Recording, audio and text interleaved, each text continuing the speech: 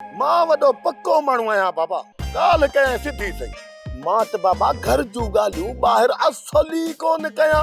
कुझ बि थी वञे चमचनि जी दुआ सां। भले तूं मूंखे 100 जो नोट ॾे न त कॾहिं बि न। वरी कहिड़ी राज़ जी ॻाल्हि आहे जेका तूं मूंखां थो लिकाईं? वॾे राज़ जी ॻाल्हि आहे बाबा, पर मां तोखे छो ॿुधायां। 63 सालार खां न मेहरूअ खे माराए छॾियो। न बाबा, मां कॾहिं कोन ॿुधाईंदुसि। मेहरूअ खे? तूं छा थो चवीं? कसम सां अता गोहर ॿुधाए पियो बाबा खे सालार खान खे फोन आई ऐं मेहरू वेचारी मरी वई। ईअं नथो थी सघे। जेकॾहिं ईअं थियो त मां सालार जे लाइ क़यामत बर्पा करे छॾींदुसि।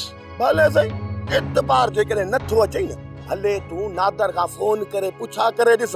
नादर पाण मेहरू खे अस्पताल खणाए वियो आहे। अस्पताल? इन जो मतिलब त अञा मेरू अस्पताल वई आहे। भला इहो त ॿुधाए त नादर कहिड़ी अस्पताल में मेरू खे वठी वियो? शहर में चवनि था आहे का वॾी बाबा अस्पताल चमचनि जी दुआ सां उते। या अल्लाह, तूं पंहिंजो करम कजांइ, पंहिंजी मेहर कजांइ। जेकॾहिं न मेरू हिन दुनिया मां हली वई त इहो सालार ज़ुल्म जी इंतहा करे छॾींदो।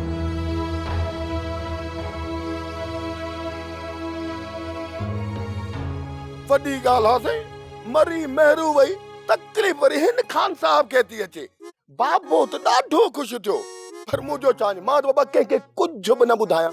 चमचनि जी दुआ सां भले केरु केॾी बि कोशिशि करे, वारस घटि थोड़ई आहे चमचनि जी दुआ सां। हल मोतबर। शायदि मुंहिंजो अचणु हिते तव्हांखे सुठो न लॻो। अञा बि तूं शायदि थो चई? अरे बाबा, तुंहिंजो हिते अचणु ख़तरे खां ख़ाली कोन्हे। तोखे ख़बर न आहे त तूं ॻाल्हाई छा थो। तुंहिंजी धीउ खे मूं पंहिंजे घर में पनाह ॾिनी, न्याणी करे सम्झो, ऐं तूं मूंखे हिन जो इहो सिलो पियो ॾी। शाबस थी अदा साजिद, शाबस थी। अदा भाई माफ़ कजांइ। तो जेको सदोरी ते एहसान कयो न, हाणे हुनजो घर न फिटाए वेली।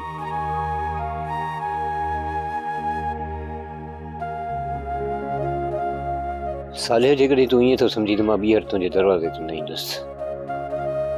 शाला ख़ुशि हुजो, सुखी हुजो, मुंहिंजी दुआ आहे तव्हांखे। अलाह कंदो त सदोरीअ खे कुझु वाव न लॻंदो। मां हलां थो साले।